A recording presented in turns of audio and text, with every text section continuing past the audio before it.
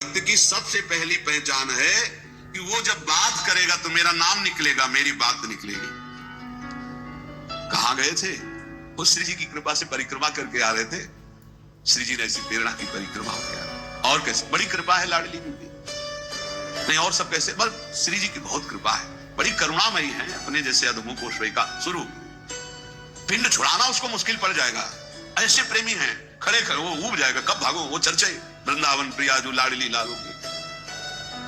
ऐसे प्रिया लाल के प्रेमी जन होते हैं कि उनको बस भगवत चर्चा ही करनी, अगर जबान खुली तो भगवत चर्चा। धूप है कि क्या है, देखा है, मधुकरी मांगने जा रहे संत जन मिल गए, खड़े धूप में नंगे पैर, चर्चा, घंटों चर्चा हुई।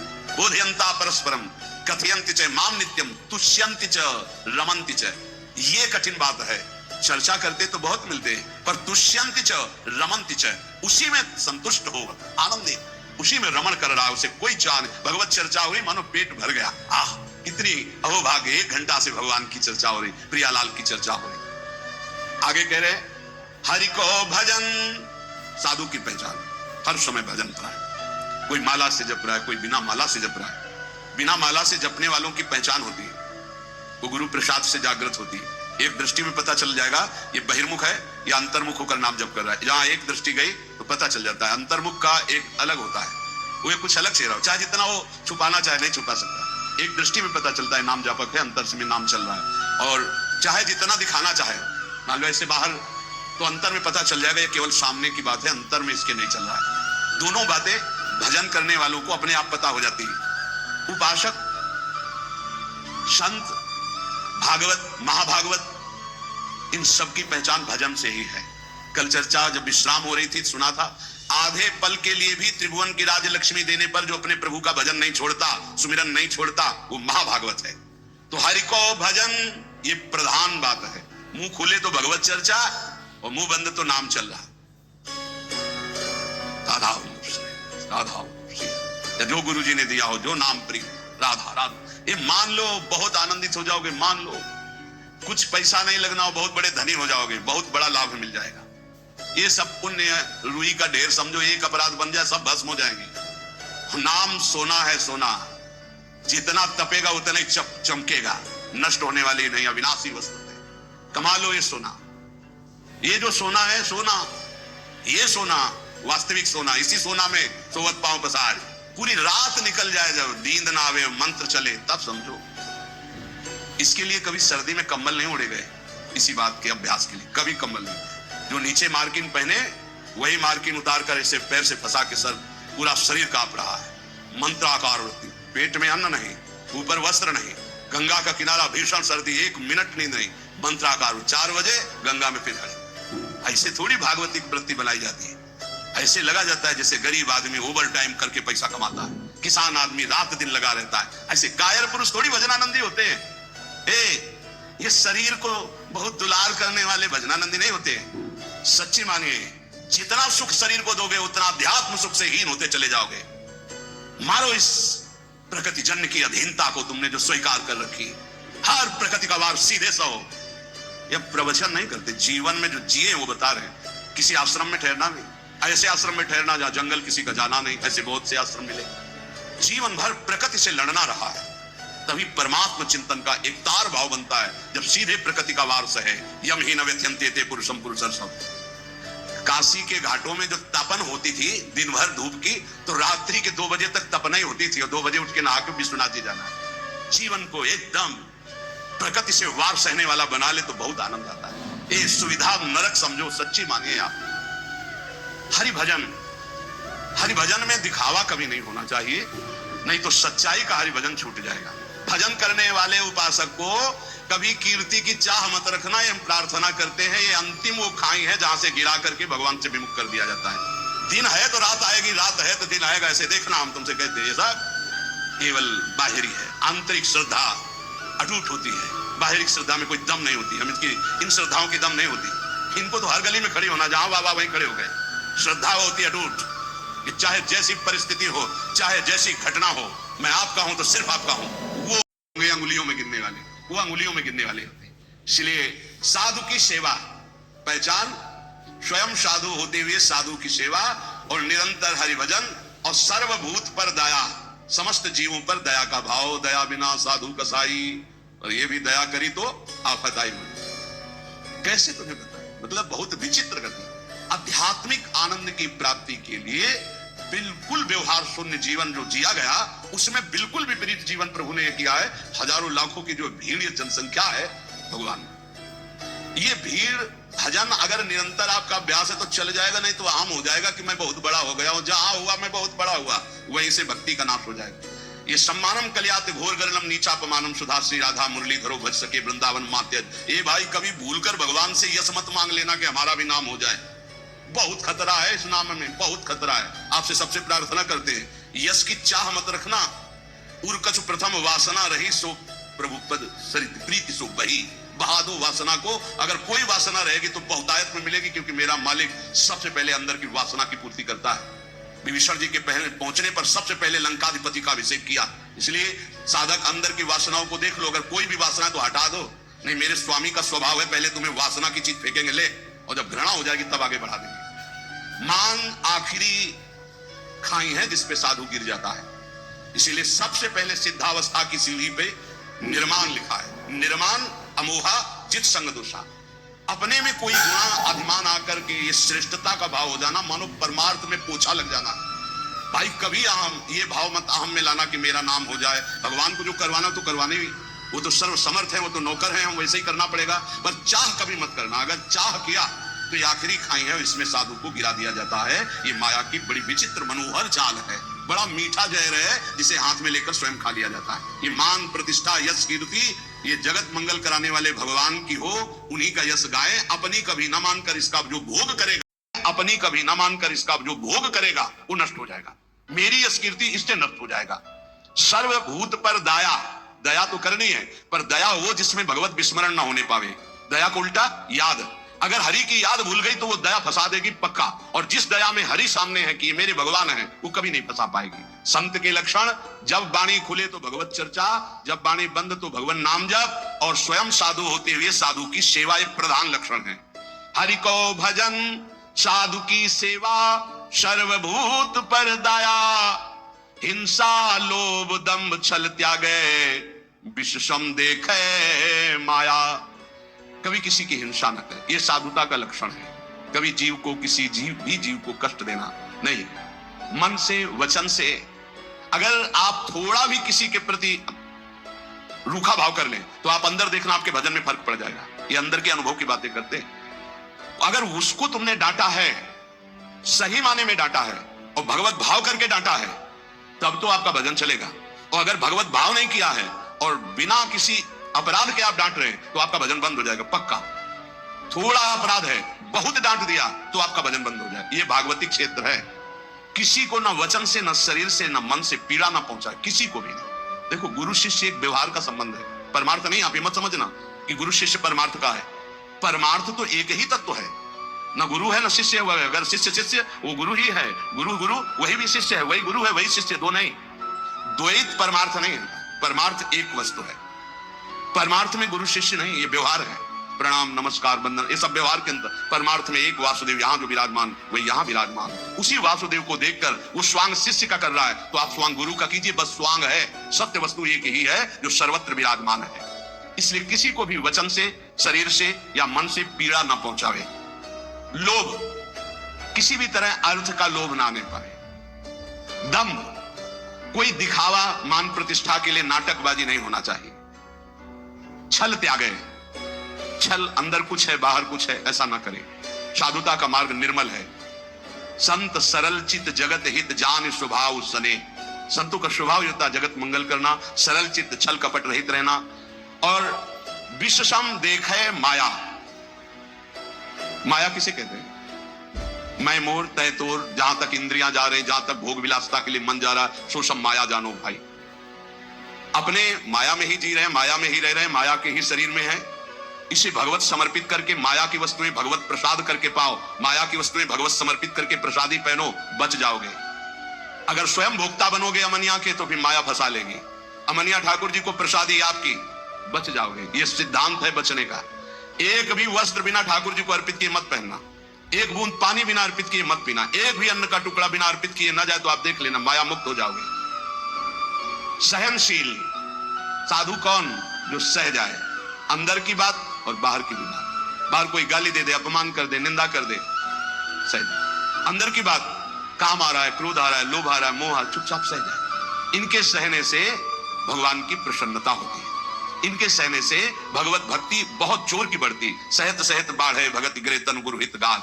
ये नियम बना लो कि मुझे सहना है, सहने से भगवान प्रसन्न होंगे। अपने प्रभु के लिए हर दुख सहना है। जब ये बात आ जाती है तो सब कुछ सहन करने में आनंद आता है। भला कष्ट सहने में कहीं आनंद आता है, लेकिन आनंद आता है अपने प्यारे के लिए कष्ट सहने में आनंद आता है। सहनशील, अगर ज्ञान हो जाए तब तो फिर क्या कहना, ज्ञान नहीं तो अपने प्रभु के लिए सहो। ज्ञान में तो सहना ही क्या, स्वाप्निक है, बिल्कुल स्वाप्निक है। बिल्कुल जैसे जगत आप देख रहे हो, बिल्कुल स्वप्न चल रहा है, ये दीर्घ स्वप्न है, मोह निद्रा में। भक्ति में उसे ऐसे ले लो कि भगवान की लीला हो रही है, तो हमें भगवान सहना चाहते हैं, इसलिए गाली दिला रहे हैं, इसलिए निंदा करा रहे हैं, इसलिए अपमान करा रहे हैं, चुपचाप सह जाओ। आशय उदार, आशय उदार होना चाहिए। आशय हमारा सांसारिक नहीं होना चाहिए। आशय क्या है? भगवत प्राप्ति। भगवत प्राप्ति के लिए हमें हर बात सहनी है। धीरज, धैर्यवान। भगवत प्राप्ति अगर आशय नहीं, लक्ष्य नहीं, तो आप सह नहीं सकते, पक्का समझ लें। भगवत प्राप्ति के लिए सह सकते हो। भगवान की बड़ी विचित्र लीला, बड़े बड़े सिद्धों को पिटवाया है, पुजवाया है, दोनों काम करते हैं वो। पुजवाना भी वाह वाह और पिटवाना भी, ये दोनों काम साथ उनके चलते रहते हैं। अगर ऊपर से कुम्हार पीटता है मटकी को तो अंदर से हाथ दिए रहता है, ऐसे दोनों कार्य होते हैं। अब वो लोग बूढ़े बाबा माधवदास जी हैं जगन्नाथपुरी में, और उनकी कौन सी परीक्षा बकाया है। साथ ले जाते हैं बाबा, रात्रि में शयन हो जाता है, जगन्नाथ जी का आते हैं, बाबा चलो आज राजा के बगीचे के कटहल का, बड़ी खुशबू मार रही, पके कटहल है, तो जय जय आप सुबह हम आदेश करें, हम राजा के पास जाएंगे, भिक्षा मांगेंगे, वो कटहल लाके आपको दे देंगे। जब राजा सुनेंगे कि आपको कटहल पसंद है तो बगीचा ही आपके नाम करवा। तो बाबा जो चोरी में आनंद मिलता है वो साहूकारी से मांग के थोड़ी ठीक लगेगा। बोले वैसे प्रभु चोरी क्या हो, तो आप ही का बगीचा है, आपका ही तो। बोले उपदेश मत करो, हमारे साथ चलो। बाबा को ले गए, बाउंड्री फंदवाए, ठाकुर जी झील कर बाउंड्री सुनको, 9 किशोर, ये तो आप चढ़ गए। बाबा आप ऊपर के टहल के पैर में, वो बहुत पका है। बोले अनीति मत करो जय जय, आप 9 किशोर आप चढ़ो, हम नीचे हैं। बाबा तुम चढ़ो, हम नीचे से बताते रहे। जो ही कटहल एक तोड़कर पका फेंका, वाह वाह बाबा बहुत। अरे बोले जय जय, इतनी जोर से वाह वाह कह रहे हो कि चौकीदार सब जान जाएंगे, पिटवाओगे आप हमें। फिर दूसरा जो फिर वाह वाह, तो दरवाजा खुला, चौकीदार आए, आप तो अंतर ध्यान हो गए, पकड़ गए माधोदास। रात्रि का समय तो 10-5 डंडा होता है। जब देखे कि कौन है तो पता चला कि तो माधोदास बाबा। तो सुबह राजा के सामने पेशगी हुई। राजा तो उतर कर साष्टांग दंडवत हुआ, अरे महाराज आप आदेश कर देते तो जितने कटहल लगे सब आपकी कुटिया भिजवा देते, आप ऐसा। बोले आप आदेश कीजिए, आप ऐसा। अरे बोले हम क्या आदेश करें, क्या तुम्हें बताएं। समझाया था कि सुबह राजा के यहाँ से भिक्षा मांग लाए, पर वो बोले कि ऐसे ज्यादा आनंद आएगा। तो आनंद तो हमें आया महाराज, देखो पूरे डंडा भले हुए तुम्हारे चौकीदार। मतलब क्या? बोले जगन्नाथ जी साथ थे, ऐसा। बड़ा अपराध बन गया। सुबह ही पूरा सब हो जाके जगन्नाथ जी को बड़े बड़े सिद्धों को पिटवाना। अब वो कहीं भोजन मांगने नहीं जा रहे, रात दिन भजन में डूबे हुए। अपना थाल अपने पार्षदों से जो भोग में लगा सजवा करके आप दिव्य पार्षदों से गायब करवा दिया। माधोदास बाबा के पास, बाबा पा लीजिए, वो प्रसाद आया जगन्नाथ जी का। हाँ अभी रख दो, फिर हम धो के रख देंगे बाहर से लेकर। अब प्रगट पार्षदों ने देखा थाल ही गायब। अब पूरी हल्ला मच गया, जगन्नाथ जी का थाल गायब भोग का। जब माधोदास बाबा भजन से उठे, खूब प्रसाद पाया और समुद्र से धोकर अपनी झोपड़ी के ऐसे कुटिया के ऐसे किनारे। किसी ने बताया थाल तो वहां धुले मंजी रखी हुई है जगन्नाथ महाराज जी की माधोदास बाबा के पास। वहां गए तो देखा था। बोले ऐसा चोर। अब ये भी नहीं सोचा कि जब भोग लगता है तो सब पार्षद ऐसे बैठते हैं, पर्दा लगता है, वहां से थाल कौन ले जाएगा। बड़ी पिटाई की माधोदास। माधोदास बाबा इसलिए पिटाई को सुखपूर्वक सह रहे थे कि महाप्रसाद पाया है तो ये भी प्रसाद पा लो। अब थाल लेकर के भूखे हैं तो थाल आप भिजवा रहे हैं, आप ला रहे हैं, पिटाई आप कर। इनकी रहस्य को समझना बड़ा कठिन। इसलिए ये कभी ना समझे कि ये गाली देने वाला कोई और है, ये पीटने वाला कोई। प्रभु पिटवाते हैं, प्रभु ही पुजवाते हैं, दोनों काम कराते रहते हैं, बैलेंस बराबर बना के चलते हैं, पक्का समझना है। सहनशील, कोई डर रहा होगा कि यार ज्यादा भक्ति करने पे पिटवाएंगे तो पिटवाते भी। ये सिद्धों के साथ करते हैं, आपके साथ नहीं खेलेंगे। बच्चों को भारी वजन उठाने को नहीं दिया जाता, अपने लोग बच्चे हैं इसलिए चिंता मत करना कि आपकी भी परीक्षा होगी। ये सिद्धों के साथ खेलते हैं। सहनशील, आशय उदार, अति धीरज सहित विवेकी, अत्यंत धैर्यवान और विवेकवान, सद असत का ज्ञान रखने वाले को विवेकी कहते हैं। सत्य वचन, साधु के वचन सत्य होते हैं, इसलिए कभी असत्य न बोले। सत्य वचन सबको सुखदायक, जब बोले तो विचार करके बोले और ऐसे वचन बोले जिनमें दूसरों को सुख मिले। ये बचने का दरिद्रता, वचन में दरिद्रता क्या, कोई पैसा लगता है? बड़े मीठे वचन बोलो बना के, दूसरों को सुख पहुंचाने वाले हितकर सत्य वचन बोलो। और गहि अनन्य व्रत की, अपने इष्ट का अनन्य होगा, ये होता संत की पहचान। बोले इंद्रिय जित, 5 ज्ञानेंद्रियां 5 कर्मेंद्रियां उसके बस में होंगी, पर अभिमान न जाके, इंद्रिय विजयी होने का अभिमान नहीं होगा। तो बोले करे जगत को पावन, ऐसा महात्मा सारे संसार को पावन करने वाला होता है। भगवत रसिक तासु की संगति, तीनों ताप नसावन, ऐसे संतों की संगति तीनों ताप, दैहिक दैविक भौतिक सब तापों का नाश करने वाला होता है। तो श्रीपाद कहते हैं कि वृंदावन में यदि ऐसे रसिकों का संग मिल गया तो आप ये जान पाओगे कि वृंदावन में जो कुकर शुकर जीव जंतु है सब भजनानंदी परमहंस है, महापुरुष है। वृंदावन मनो विंदाम्य हम अपि देहम स्व सुकरादि नाम। इसलिए मैं भी ये इच्छा करता हूं कि मेरा शरीर अगर छूटे और प्रियालाल ना मिले तो मैं सुअर कुत्ता वृंदावन का बनूं, बाहर ना बनूं। और ये यहाँ का सिद्धांत है, यहाँ जिसका शरीर छूटता है उसे बाहर नहीं भेजा जाता। कीड़ा मकुड़ा पशु पंछी जो भी बनेगा वो यहीं का बनेगा। मेरा जन्म वृंदावन में ही हो, किंतु अन्य जगह देव शिरोमणि दुर्लभ शरीर मुझे ना मिले, मुझे वृंदावन में सूकर कुकर आदमी बन, क्योंकि यहाँ कभी रसिकों की जूठन मिलेगी, प्रियालाल के गुण गाने वाले रसिकों के दर्शन होंगे, प्रियालाल का यश सुनने को मिलेगा, और जब इसी रज में शरीर छूटेगा तो प्रियालाल की प्राप्ति हो जाएगी। संत वचन, महापुरुषों ने जगत मंगल के लिए उपदेश किए हैं। ये जो पीछे आपने सुना होगा यम नियम धारण करना चाहिए, अगर यम नियम धारण करता है तो उसमें बड़ी दिव्यता आती है। यम नियम आसन प्राणायाम प्रत्याहार धारणा ध्यान समाधि यो अष्टांगानी, योग के ये 8 अंग हैं, 8 अंग हैं। यम नियम आसन प्राणायाम प्रत्याहार धारणा ध्यान और समाधि, ये अष्टांग योग कहलाता है।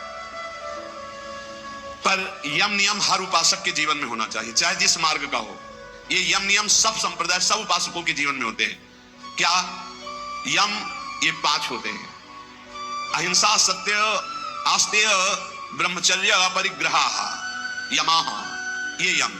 किसी की हिंसा न करना, सत्य आचरण सत्य भाषण सत्य विचार, किसी की चोरी न करना, सदैव ब्रह्मचर्य का पालन या गृहस्थ में उचित ब्रह्मचर्य का पालन, और अपरिग्रह, किसी से भी दान न लेना, ये यम है। अगर यम का पालन किया जाए, अपरिग्रह स्थैर्य जन्म कथंतः संबोधा, अगर किसी से जिंदगी भर कोई दान ना ले, यम का और नियम का पालन करे, तो उसे कई जन्मों की स्मृति प्राप्त हो जाएगी। जैसे इसमें ब्रह्मचर्य, अपरिग्रह, आस्ते चोरी ना करना, सत्य बोलना, किसी की हिंसा ना करना, ये 5 यम है। इनमें अपरिग्रह, जो इन 4 यमों का पालन करते हुए 5वां अपरिग्रह, कभी किसी का दान न ले, आकाश वृत्ति से प्राप्त हुई भिक्षा या माधुकरी वृत्ति से प्राप्त हुई भिक्षा को कभी दान नहीं कहते। जो किसी से हाथ फैला के लिया जाता है उसे दान कहते हैं। आकाश वृत्ति से जो हमें भगवान बैठे बैठे दे दे, अजगर वृत्ति, ये माधुकरी वृत्ति, ये संतों के लिए रखी गई। और गृहस्थ में तो दान लेने का कोई सवाल ही नहीं, धर्म पूर्वक कमाओ और दूसरों की सेवा करना वो बात है। लेकिन तीर्थयाटन या कहीं भी जाकर कई बार मना किया है, आप गृहस्थ हो, अपनी मेहनत की कमाई का खाओ, भले आप चना चबेना से समय काटो, लेकिन किसी की हलवा पूड़ी दी हुई मत खाओ, क्योंकि आपके पुण्य बच जाएंगे। कितनी बड़ी बात है। यही यम का पालन कर रहे थे भीष्म पितामह जी। ब्रह्मचर्य, सत्यवादी और अहिंसा। अहिंसा का तात्पर्य बहुत सूक्ष्म होता है। जो धर्म विरुद्ध आचरण करने वालों को धर्म युक्त दंड देता है वो हिंसा नहीं मानी जाती। अहिंसा का मतलब यही नहीं कि केवल अधर्मी पुरुष है, पापाचरण कर रहा है, आपका राजकीय पद में अधिकार है कि उसको दंडित किया जाए, और आप उसे कि मैं तो अहिंसा वृत्ति छोड़ दिया, अब हिंसा हो गई, क्योंकि हजारों को अधर्म करके दुख देगा, वो तुम्हें पाप लगेगा। तुम अधिकार प्राप्त हो राजकीय विधान से, उसको दंडित करो, उसको शासन में लो। अधिक पापी है तो उसको न्याय के द्वारा ऐसे कब्जे में रखा जाए जिससे अपराध ना कर पावे। तो कहीं कहीं हिंसा भी अहिंसा हो जाती है, हिंसा भी अहिंसा हो जाती है। जैसे हम पीछे सुनाया था, वो लकड़ी हरी उजाले, पूरे 4 को मारा तो पूरा गांव बच गया, तो अहिंसा हो गई, वो पुण्य हो गया। भीष्म पितामह जी को भगवान से कह रहे कि मुझे 100 जन्म की पूरी याद है, पीछे मैंने कोई ऐसा पाप नहीं किया जो ऐसा भोग रहा हूं। ऐसे ये जो पूर्व जन्मों की स्मृति है, ये यम धारण करने से प्राप्त हो जाती है। अहिंसा, सत्य, चोरी ना करना, ब्रह्मचर्य धारण करना और किसी से परिग्रह न लेना, दान न लेना। दान लेने से बहुत हानि होती है, बहुत हानि होती है। दान लेने में खुशी नहीं होना चाहिए कि हमें कोई बहुत महंगा स्वेटर दे रहा है, बढ़िया घड़ी दे रहा है, कोई रुपया दे रहा है, ये बहुत घाटे का है। नाशवान वस्तुओं से अविनाशी भजन का हिस्सा बटा देना, ये कोई बुद्धिमत्ता नहीं है। सहज में काम चलाओ और खूब भजन करके जगत मंगल करो, भजन करके भगवत प्राप्ति करो। देखो कितनी बढ़िया बात कह रहे हैं। अपरिग्रह स्थैर्य जन्म कंथता संबोधा। अनेक जन्मों की वो याद बैठे बैठे कर सकता है, पूर्व जन्म में मैं कौन था या पूर्व जन्म में आप कौन थे। जो किसी का कभी दान नहीं लिया और अखंड ब्रह्मचर्य से रहता है, सत्य बोलता है, चोरी नहीं करता, किसी की हिंसा नहीं करता, जो ब्रह्मचर्य से रहता है। ब्रह्मचर्य प्रतिष्ठायाम वीर लाभः। ब्रह्मचारी जैसा कोई बलवान नहीं होता, शारीरिक बल कोई बल नहीं कहा जाता। ब्रह्मचर्य में सामर्थ्य होती संकल्प बल की, जाओ ऐसा फिर वैसे ही होगा। अध्यात्म बल बहुत बढ़ जाता है ब्रह्मचारी का, आत्मबल बहुत बढ़ जाता है। कहीं भी वो भयभीत होना, कहीं भी शंका कर लेना, कहीं भी पराजित हो जाना उसके स्वभाव में नहीं होता। जो ब्रह्मचारी होता स्वभाव में नहीं होता। ये खास बात होती है। भगवान परशुराम जी के पास जब अंबा जी गई, अंबा जो काशी नरेश की 3 राजकुमारियों में एक थी, उन्होंने कहा कि मैं आपसे सहायता चाहती हूं भृगुवर, मैं आपकी शरण में हूं, शरणागत की रक्षा करनी चाहिए। बोले पहले तो तुम्हारा स्त्री स्वरूप है, वैसे ही अधिकार बनता है रक्षा का। दूसरा तुम शरण में हो, बोलो कौन त्रिभुवन में ऐसा है जो तुमको कष्ट दे रहा है। बोले पहले वचन दो कि मैं उसको मारूंगा। बोले निश्चित परास्त करूंगा उसको। बोलो कौन है, तो कहा आपके प्रिय शिष्य भीष्म। एक बार तो परशुराम जी भीष्म के द्वारा ऐसा कैसे अपराध बन गया, क्या हुआ, पूरी घटना सुनाई। तो उनका वैसे तो उन्होंने ऐलान किया था कि मैं हस्तिनापुर नरेश के लिए इन राजकुमारियों का अपहरण कर रहा हूं। उन्होंने ये तो नहीं कहा था कि मैं अपने लिए, उसी समय तुम्हें बोल देना था कि मैं साल्व से प्रेम करती हूं।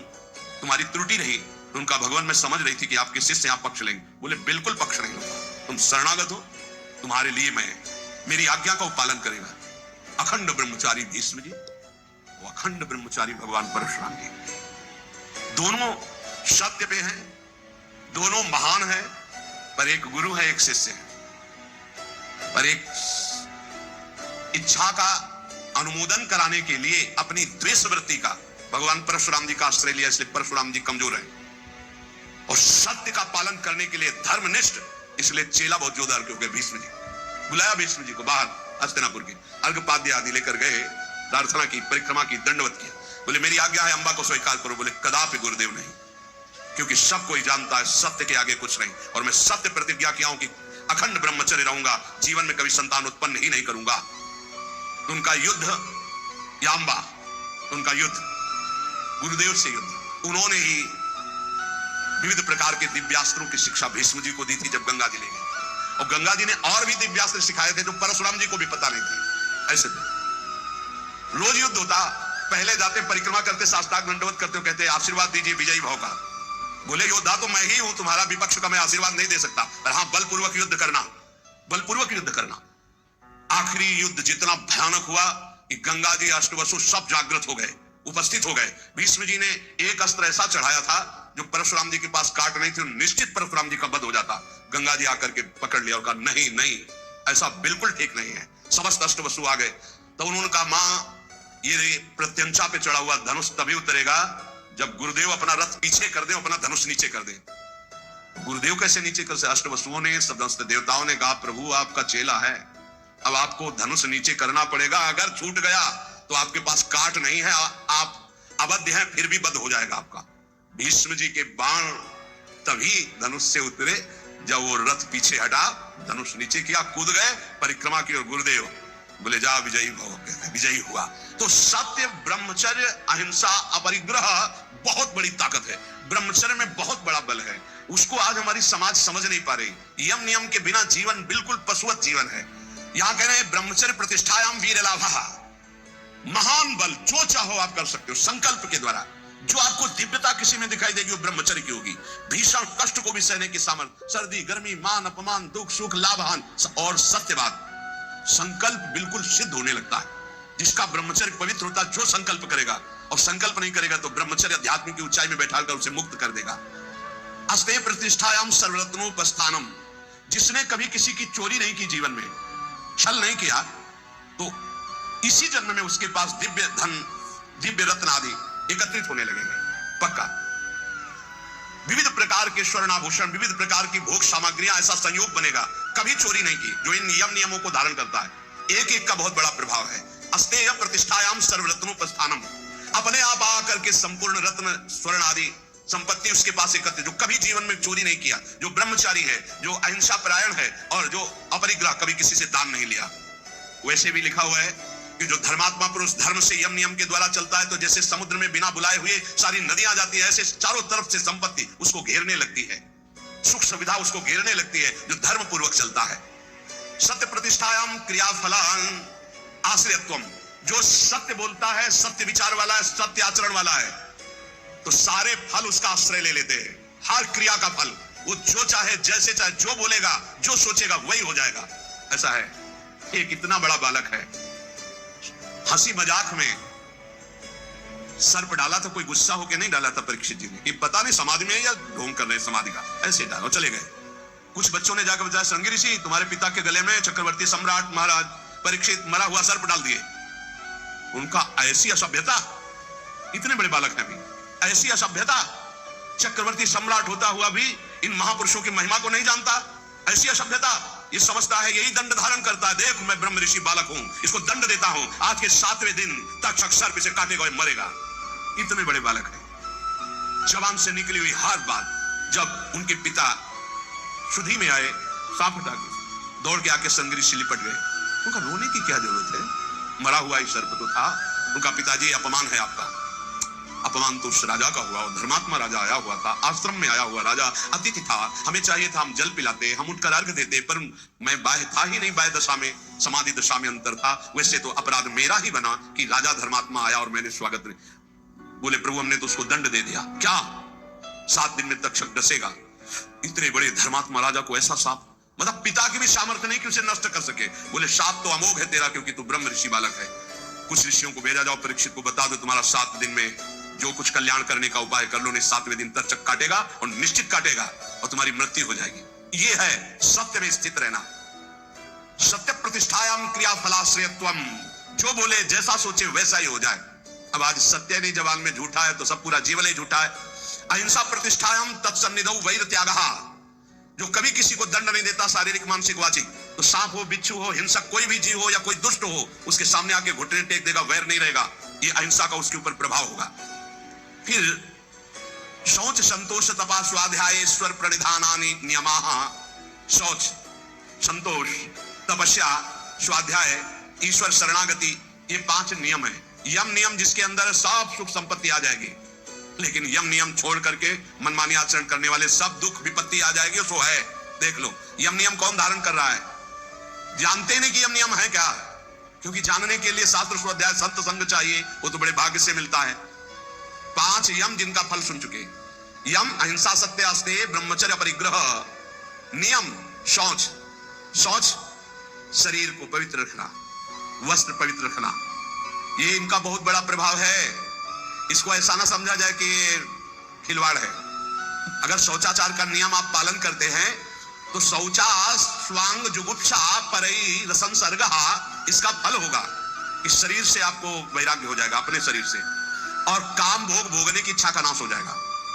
जितना अपवित्र शरीर रहता है उतना ही कामी पुरुष होता है वो, ध्यान रखना।